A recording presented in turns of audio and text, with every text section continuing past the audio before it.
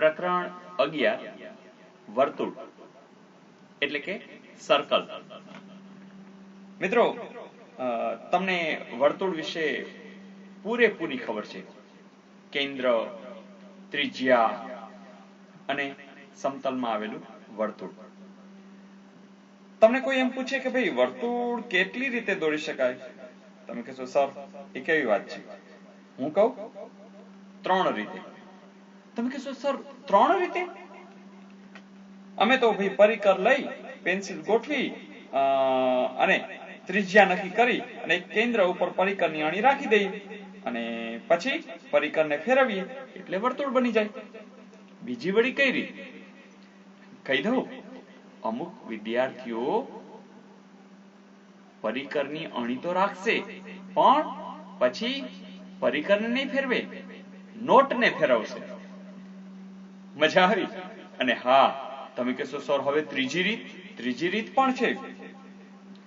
પરિકર રાખી not એમને પોતે ફરશે। તમે કહેશો સર પોતે ફરે? હા, જ્યારે તમે જુઓ મેદાનની અંદર મોટું બધું સર્કલ દોરવું હોય ત્યારે વચ્ચે બરોબર ખીલ્લો રાખી અને દોરડાથી એક વર્તુળ મેદાન પણ દોરી શકાય છે। તો મિત્રો, આ ચેપ્ટરની અંદર કુલ 6 ગુણ છે અને આ 6 ગુણ આપણે લઈ જ લેવા છે। સિમ્પલ છે, તમને ખ્યાલ છે એમ પ્રમેય આવતા હશે, વ્યાખ્યાઓ આવતી હશે, સાથે સાથે એ જીવા, સ્પર્શક આ બધી વસ્તુનો ઝીણી બાબતોમાં ધ્યાન દઈ અને એના દાખલાઓ કે પ્રમેય સરસ રીતે આપણે તૈયાર કરીશું।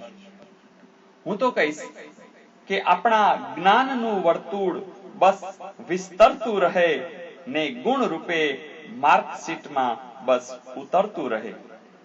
ચોક્કસ ઉતરશે, બસ તમે તૈયારીની ત્રિજ્યા વધારતા રહો એવી હાર્દિક શુભેચ્છાઓ। અને હા, પ્લે લિસ્ટની અંદર જુદા ચેપ્ટર જોવાનું ભૂલશો નહીં। આ વિડીયો જો ગમતા હોય તો તમે સબસ્ક્રાઇબ જરૂરથી કરજો હો।